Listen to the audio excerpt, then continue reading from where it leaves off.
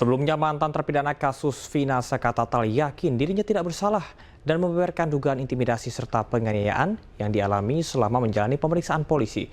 Sementara praktisi hukum Rasman Arif Nasution menyinggung gerasi yang diajukan Saka. Maka artinya Saka dan 7 terpidana lainnya mengaku bersalah. Dan berikut pernyataan keduanya dalam program Rakyat Bersuara Juni lalu.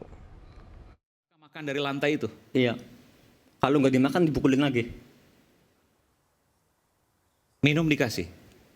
Minum juga pernah sempat dikasih air kencing, suruh diminum. Mohon maaf? Air kencing. Air kencing siapa? Polisi nggak tahu dari mana itu. Taunya dari mana kalau itu air kencing? Orang saya yang ngerasain, diputerin semua. Dan Saka minum? Saka minum tapi dibuang lagi, dimuntahin, nggak bisa. Tapi sempat masuk mulut dimuntahin? Iya. Disampaikan waktu itu, ini adalah air buangan, ini adalah air kencing? Iya, cuma di persidangan enggak. Saka itu di Polda atau di Polres? Di Polres. Di Polres? Di Polres Cirebon. Pak Rudiana pada waktu itu sempat menengok Saka? Nggak tahu saya.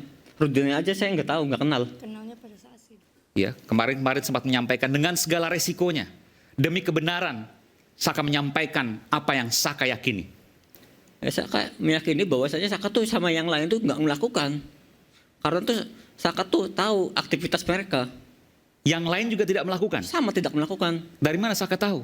Karena satu kampung, kecuali Ripaldi, saya nggak kenal sama sekali.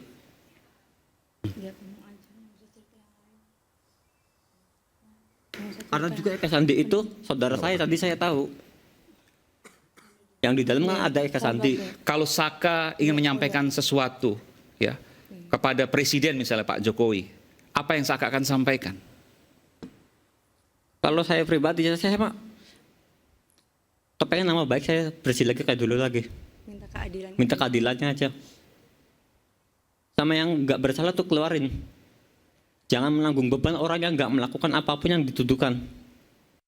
Bahwa data yang saya dapat, ini dalam rangka presumption ya, bukan menuduh ini ya.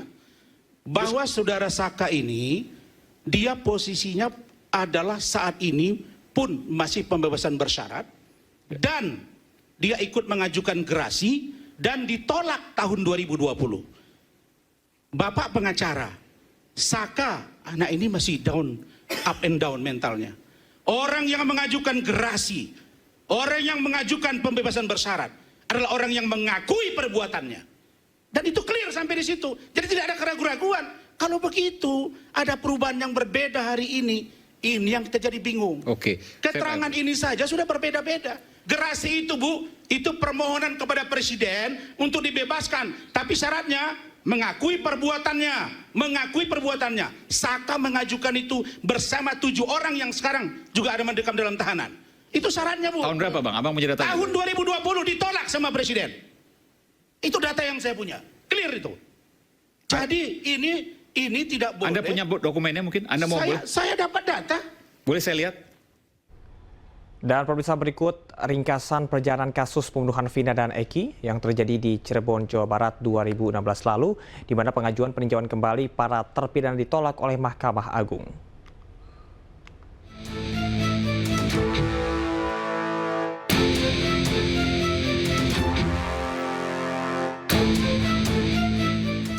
Kasus bermula pada 27 Agustus 2016. Kasus awalnya diduga kecelakaan menimpa Vina dan Eki, kemudian dilanjutkan sebagai dugaan kasus pembunuhan dan pemerkosaan setelah ditemukan sejumlah bukti. Buntut dari kasus ini masuk ke meja hijau di Pengadilan Negeri Cirebon. Polisi menangkap 8 dari 11 pelaku. Rivaldi Aditya Wardana, Sudirman, Eko Ramadhani, Hadi Saputra, Jaya, Eka Sandi, dan Supriyanto dijatuhi hukuman seumur hidup. Sementara Sakatatal dijatuhi 8 tahun penjara. 3 pelaku lainnya masih DPO. 8 Mei 2024, publik dihebohkan dengan beredarnya film Vina sebelum 7 hari yang kembali mengangkat peristiwa ini. Publik bertanya, kemana 3 pelaku lainnya yang masih DPO?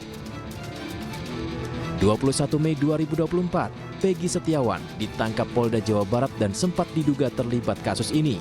Polisi juga mengutarakan DPO menjadi 1 orang. Namun 8 Juli 2024, Peggy Setiawan mengajukan peninjauan kembali. Sidang dilakukan, di mana akhirnya Hakim Eman Sulaiman mengabulkan permohonan pra-peradilan Peggy Setiawan di Pengadilan Negeri Bandung, Jawa Barat. proses penetapan Peggy Setiawan sebagai tersangka oleh Polda Jawa Barat dinyatakan tidak sah dan dibatalkan. 23 Juli 2024, setelah menjalani hukumannya, Saka Tatal resmi bebas murni dan mengajukan upaya hukum, yakni peninjauan kembali. Tak hanya Saka Tatal, 7 terpidana juga mengajukan permohonan peninjauan kembali ke Mahkamah Agung. Dan hari ini, Mahkamah Agung menolak seluruh pengajuan peninjauan kembali dari para terpidana.